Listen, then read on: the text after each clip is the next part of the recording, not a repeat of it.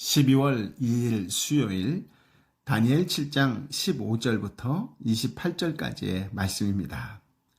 이 땅을 살아가는 믿음의 사람들에게 가장 큰 문제는 쉬운 길로만 가려고 한다는 점이지요.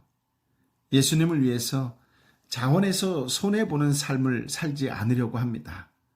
그렇다 보니 세상 속에서 살면서 구별되는 삶의 모습이 잘 보이지 않습니다.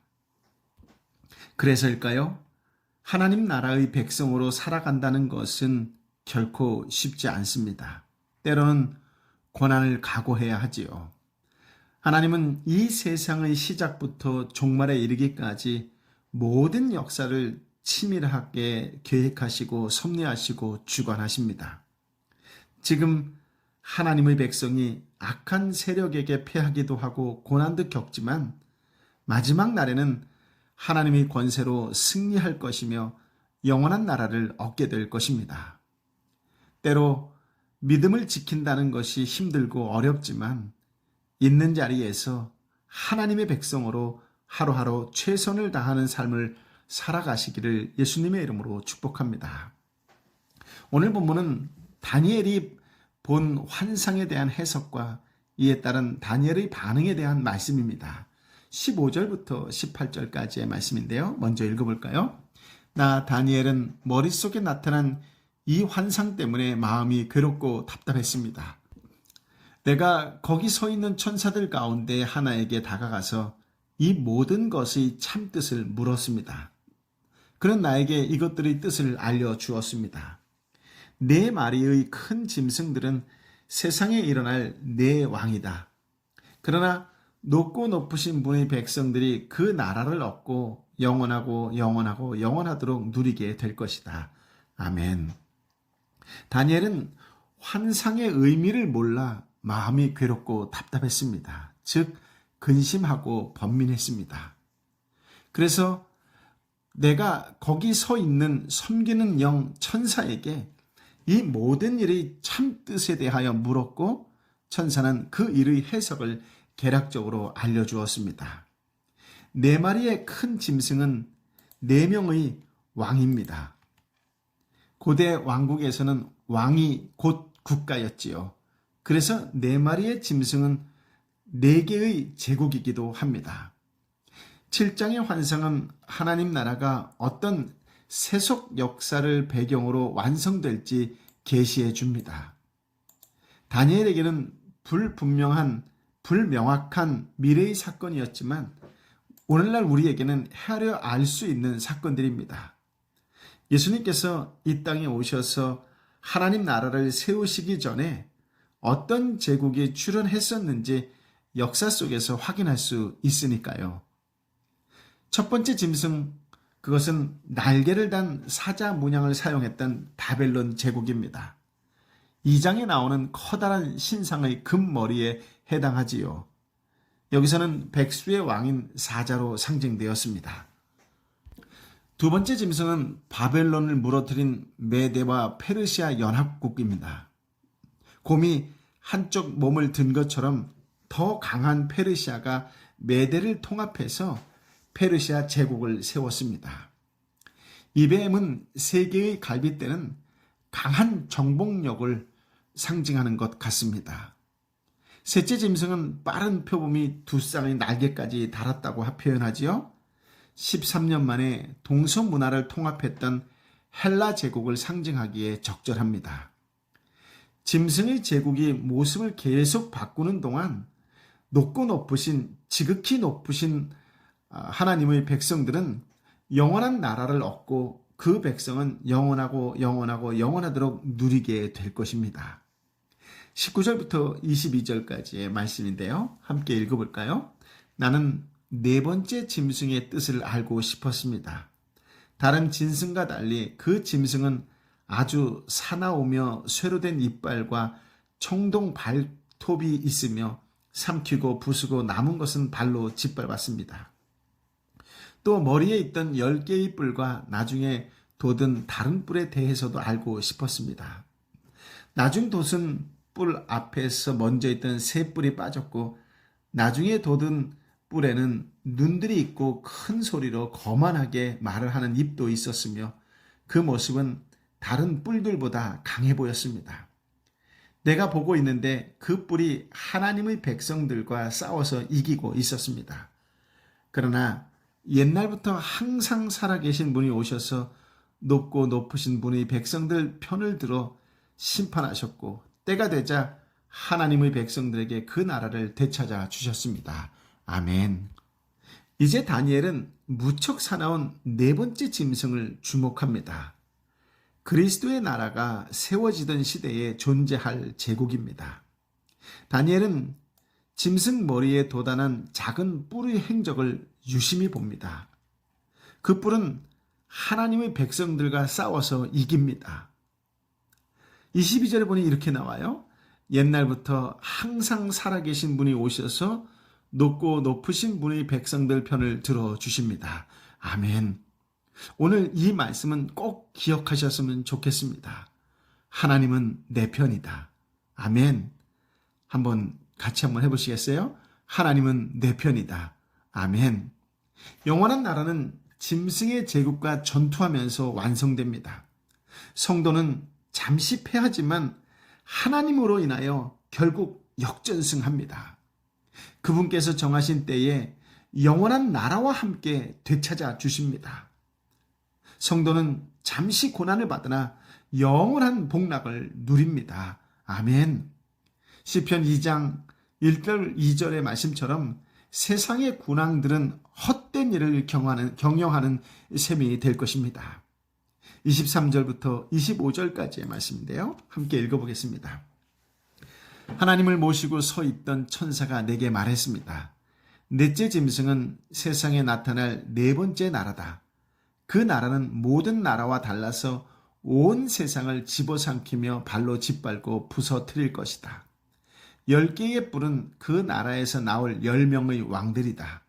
그들 뒤에 한 왕이 일어날 것이다. 그는 먼저 있던 왕들과는 다르며 먼저 있던 3명의 왕을 굴복시킬 것이다. 그는 높고 높으신 분께 거만하게 대항해 큰 소리치며 높고 높으신 분의 백성들을 억누를 것이며 때와 법을 바꾸려고 할 것이다.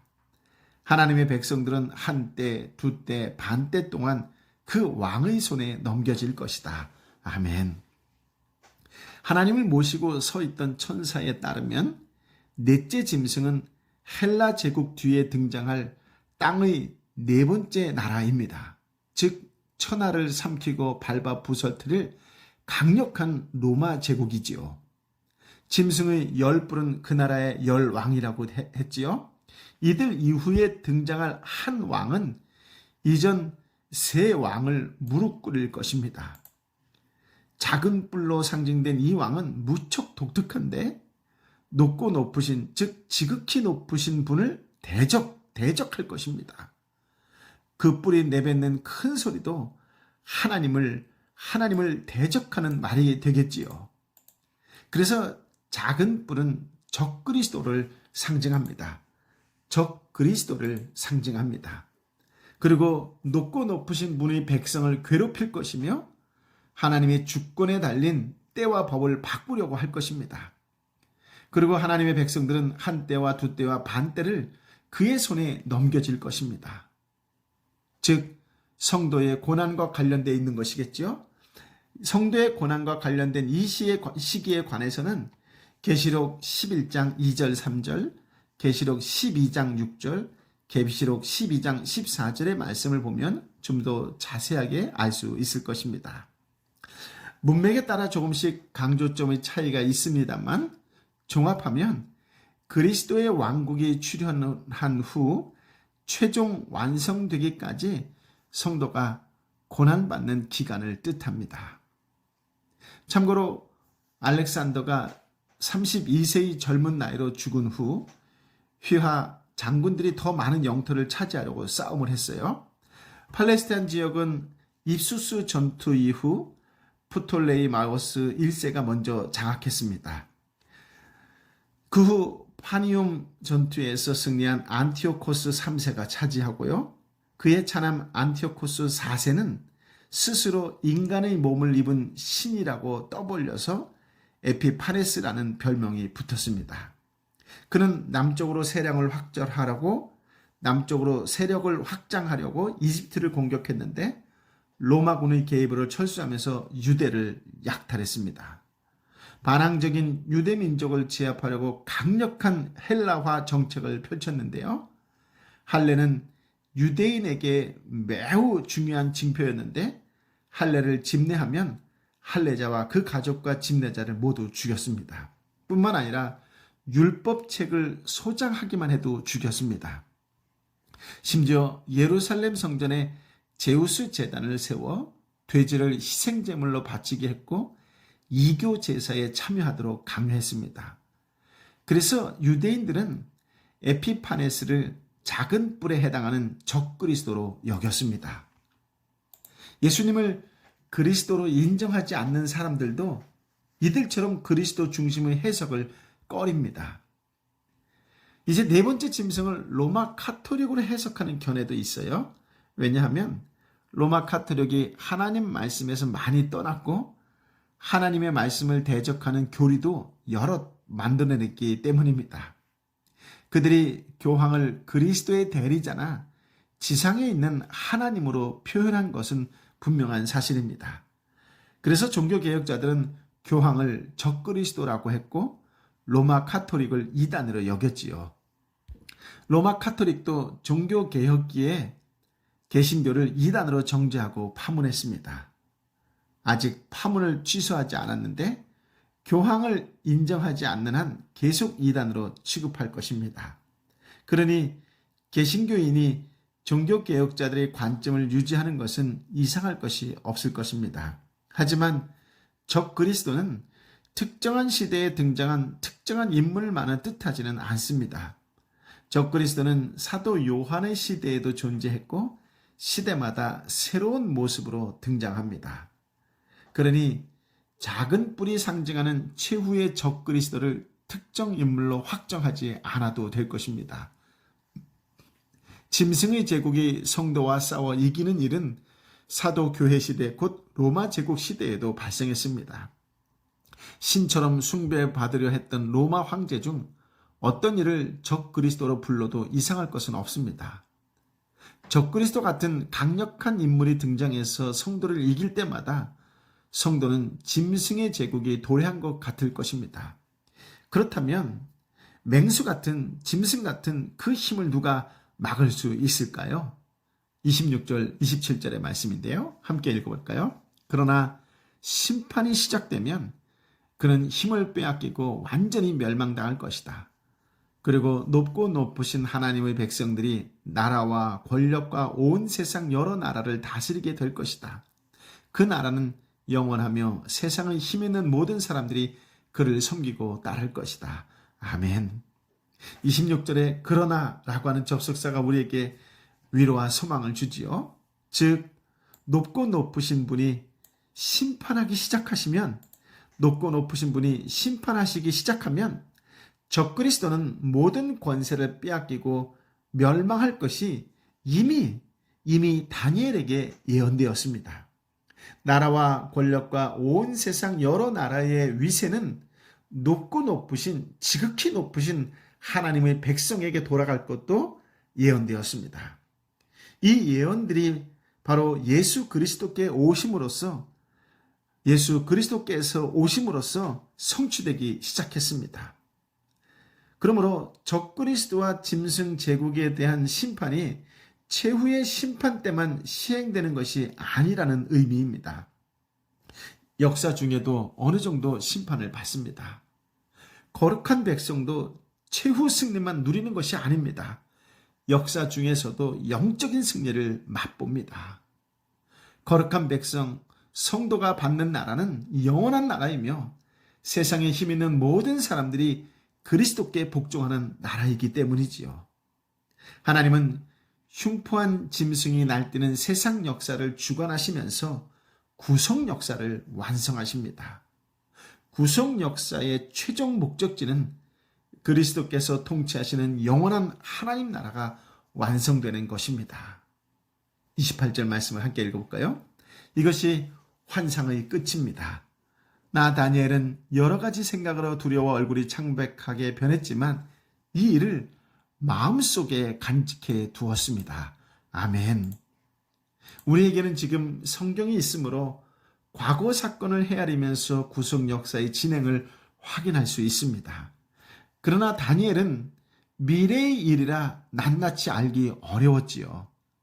천사의 해석을 듣고도 두렵고 얼굴빛이 변한 이유가 이것 때문일 것입니다. 성도가 받을 고난이 혹독해서 염려했을 수도 있습니다. 그러나 이 일을 마음속에 간직해 두었습니다. 그리스도의 나라와 관련된 계시를 하나님께서 반드시 성취하실 것을 신뢰했기 때문일 것입니다. 우리도 계시의 세부 사항까지 낱낱이 알지는 못합니다. 다니엘서에도 분명하게 해석할 수 없는 상징들이 여러 있습니다. 그럴지라도 다니엘처럼 하나님 나라의 약속을 신뢰하며 살아야 하겠습니다. 짐승의 왕국에 잠시 붙여진다 할지라도 하나님 나라를 잘 드러내는 하나님 백성으로 살아가시기를 예수님의 이름으로 축복합니다. 아멘. 아버지 하나님, 우리에게 참으로 귀한 말씀, 진리의 말씀, 생명의 말씀을 허락하여 주시니 감사합니다. 성경에 없던 시대에 다니엘이 꿈꾸고 환상을 보고 그 해석을 들었을 때에 그는 해처럼 환하게 웃는 모습은 아니고 오히려 두렵고 얼굴빛이 변했다고 이야기합니다. 그럼에도 불구하고 그는 주님께서 주신 그 말씀을 마음속에 간직해 두었다고 했습니다. 하나님, 어떤 사건과 환경 속에서 상황 속에서 하나님을 의심하기보다는 내 하나님이시니까, 우주 만물의 주인이신 하나님이시니까, 세상 모든 것을 다스리는 주인 되시는 하나님이시니까 그 하나님의 약속을 믿으며 끝까지 신뢰하며 기다리며 기도할 줄 아는 믿음의 사람이 되기를 원합니다. 아버지 하나님, 그런 신실한 하나님의 사람이 될 수 있도록 다시 한번 말씀 위에 말씀을 더하여 주옵시고 은혜 위에 은혜를 더하여 주옵시고 깨달음 위에 더 큰 깨달음을 더하여 주시어서 온전히 주님만을 온전히 신뢰하며 살아가시는 믿음의 한 사람 되게 하여 주옵소서. 역사를 주관하시는 분, 내 삶을 주관하시는 분은 하나님이심을 마음을 다하여 선포하고 믿고 따르는 온전히 순종하는 그리스도인의 한 사람이 되게 하여 주옵소서. 어떤 상황과 환경 속에서 의심하지 않게 하여 주옵시고 이럴 때에 하나님께서 분명히 이유가 있을 거야. 하나님 역사를 이렇게 이끄실 때는 무언가 하시고 싶은 말씀이 있을 거야 라고 하는 믿음으로 말씀을 받아들이고 믿음으로 세상을 볼 수 있는 영적인 눈이 활짝 열리는 복을 허락하여 주옵소서. 이미 이기신 주님을 믿고 있다고 하는 것이 얼마나 큰 위로와 힘과 은혜가 되는지 이루 말할 수가 없습니다. 어떤 상황, 어떤 환경 속에서 이미 이긴 하나님의 백성으로 살고 있다라고 하는 이 당당함, 이 믿음을 결코 잃지 않고 세상 속에 그렇게 예수의 이름으로 살아가시는 믿음의 형제 자매 되게 하여 주옵소서. 여전히 아프고 힘들고 지친 영혼들을 불쌍히 여겨 주옵시고 여전히 살아가기 벅찬 주의 형제와 자매들을 불쌍히 여겨 주옵시고 하나님 말씀으로 위로받고 말씀으로 힘으로도 세상 가운데 힘차게 예수의 이름을 선포하며 살아갈 때에 아프고 힘들고 지친 영혼들을 위하여 곁에서 중보하며 살아갈 수 있는 신실한 동역자의 삶, 그리스도인의 한 사람이 되게 하여 주옵소서. 우리의 기도를 들어주시는 주님을 찬양합니다. 우리의 삶을 회복시켜 주시는 주님을 찬양합니다. 오 성령이여 임하여 주옵소서. 이제는 길이여 진리여 생명 되신 우리 주님 예수 그리스도의 은혜와 아버지 하나님의 크고도 놀라우신 사랑과 성령 하나님의 위로 역사 교통 충만하심이 오늘도 주신 말씀을 붙잡고 두렵지 않습니다. 근심하지 않습니다. 걱정하지 않습니다. 이미 승리한 줄 믿습니다라고 믿음으로 선포하며 말씀으로 가슴을 품고 살아가는 하나님의 사람 한 사람 한 사람 머리 위에 오늘도 있는 자리에서 내 사랑하는 형제와 자매와 삼토와 일토와 공동체와 열방의 선교사님과 함께 기도하기를 간절히 사모하는 하나님의 사람들 한 사람 한 사람 가운데에 영원토록 함께하여 주옵기를 간절히 축원하옵나이다. 아멘.